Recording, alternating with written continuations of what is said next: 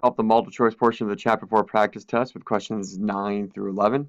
Number 9 says, you wonder if TV ads are more effective when they are longer or repeated more often, or both. See design experiment. You prepare a 30-second and 60-second ad for a camera.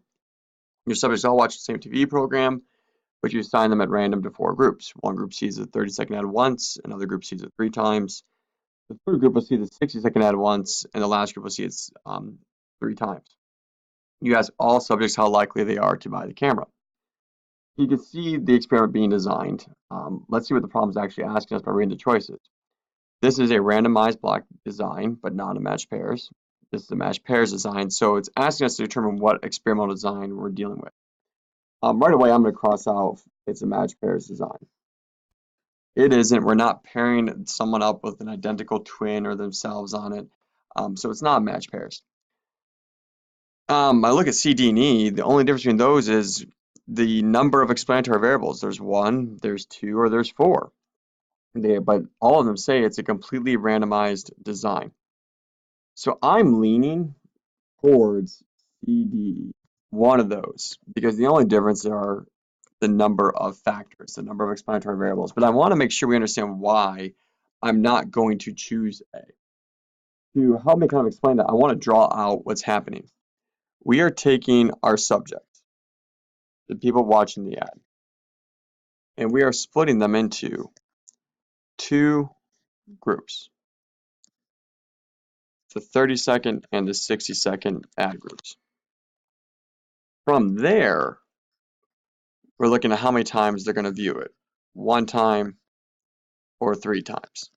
And the same for the 60-second ad. They're going to view it either 1 time or 3 times. And then we're going to compare.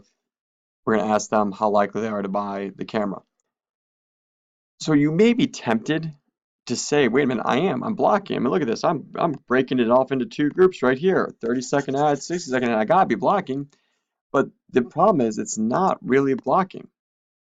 You have to remember the definition of blocking. You take care of blocking before you do the ad, and you block based off of similar traits or similar characteristics the group or the subjects or what you're trying to experiment on have in common. And that's not what we did. We split them into the 30-second and 60-second groups. That's not a trait they had in common ahead of time that we had to account for. So it is not randomized block design.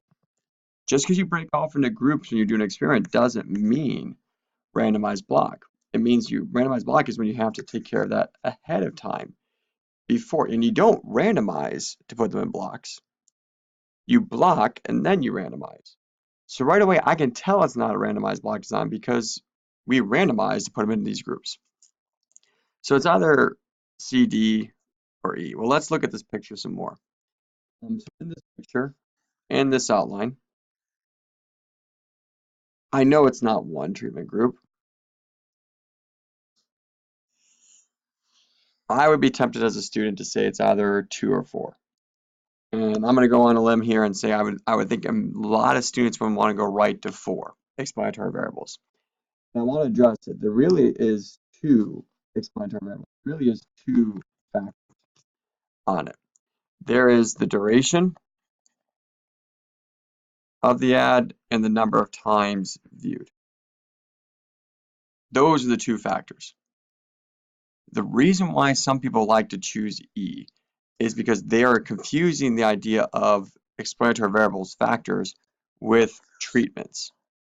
There are 4 treatments. This person, whoever's in this group, will watch a 30-second ad 1 time. This person will watch a 30-second ad 3 times. 60-second ad 1 time. And a 60-second ad 3 times. There are 4 treatments. There are not 4 factors. So students who choose E get those 2 definitions confused with each other. But sometimes I really think drawing the outline helps you see which ones are your factors on it, and you can see how many treatments you have. Number 10. A researcher wishes to compare the effects of 2 fertilizers on the yield of soybeans. She has 20 plots of land available for the experiment, and she decides to use a matched pairs design with 10 pairs of plots. To carry out the random assignment for this design, the researcher should, so we need to figure out how are we going to randomize this. So what does she have? She has 20 plots of land and she wants to put 2 fertilizers on them. She wants to do a matched pairs design. So matched pairs design with 10 pairs of plots. So I need to make sure if I'm doing matched pairs that in some way I have to see identical in the grouping in the pairs on the 2 fertilizers.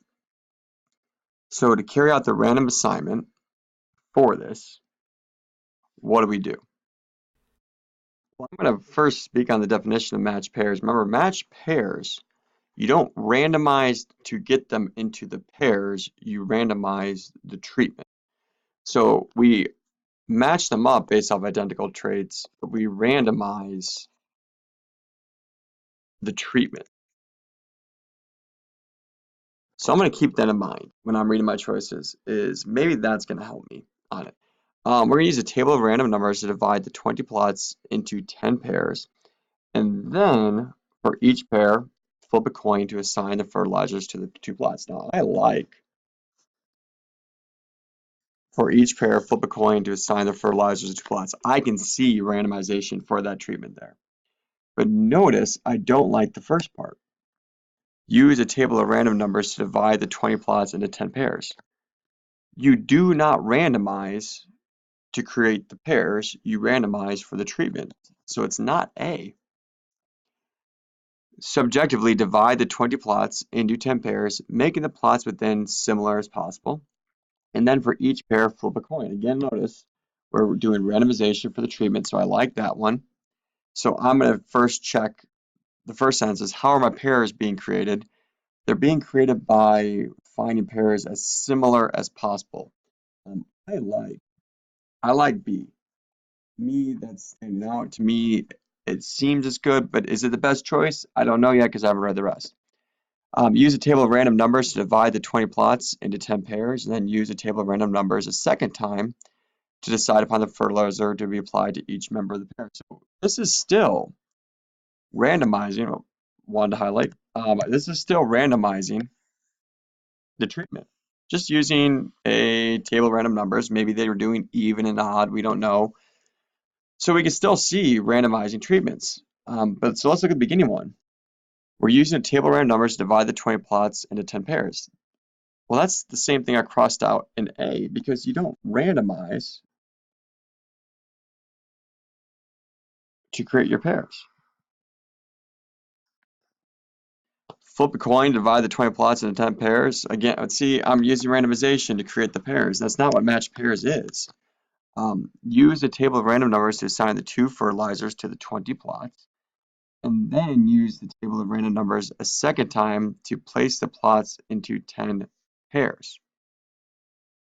That just doesn't sound good at all.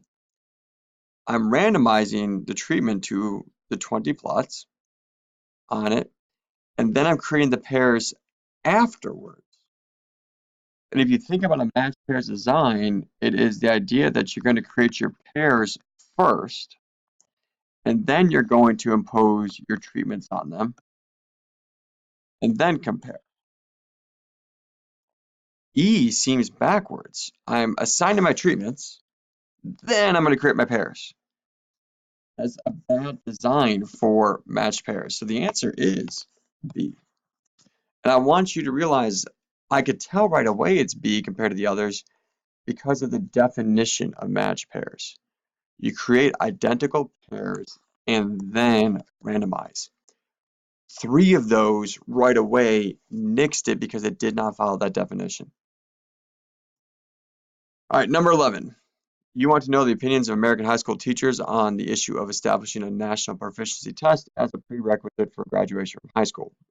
You obtain a list of all high school teachers belonging to the National Education Association, the country's largest teachers union, and mail a survey to a random sample of 2,500 teachers.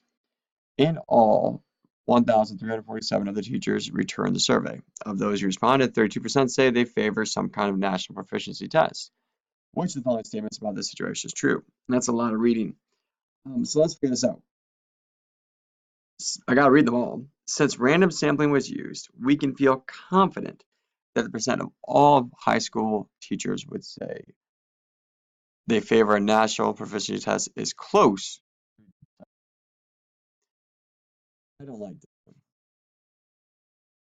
Random sampling was used, but you again have to think about why do we use random sampling for it? And so everybody has a fair, equal chance of that size to take the survey. They did random sampling in that case, but it didn't. It doesn't allow us to draw a conclusion to the population, and even using that same percent isn't right. We cannot trust these results because the survey was mailed. Ooh, that's a good first sentence. Only survey results from face-to-face interviews that are valid. They lost me. Got me with that first sentence. I could have stopped reading right there and maybe I would have circled that, but I have to keep going because that second sentence, only survey results from face-to-face interviews are considered valid, doesn't sit well. C, because over half of those who were mailed the survey actually responded, we can feel pretty confident the actual percent of all American high school teachers who would say they favor a national proficiency test is close to 32%. Sounds very similar to A in a way. It sounds like it's trying to draw a conclusion from the sample on the population. We're trying to make an inference from the sample to the population. And if I even think about this, I didn't catch this before. These are only teachers. They tamed the teachers. I didn't define my population. They are from the National Education Association. That's the population. Look at this. All high school teachers. Nah, that's not the population. All American high school teachers.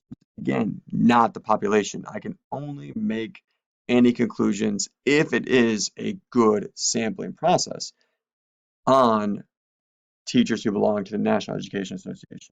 I should have defined my population at the beginning. So it's not C. There's also the survey may be affected by non-response bias. I like that. The results of the survey cannot be trusted due to voluntary response. Huh. I'm stuck between D and E. These two stand out to me. If you're not familiar with your definitions, you could be in the same spot on the test, and I would just take a moment, I would pause, maybe I'd go on to another problem and come back to it, but I can't. It's the last one, so I have to do this. I think it's important you understand what the difference is between voluntary response and non-response bias.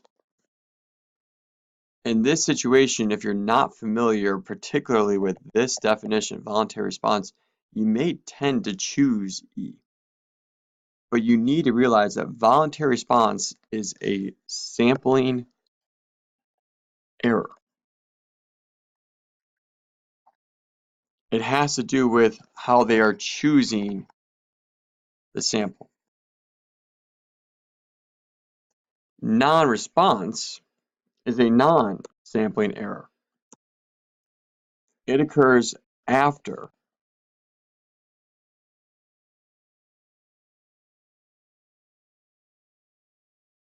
the sample has been chosen.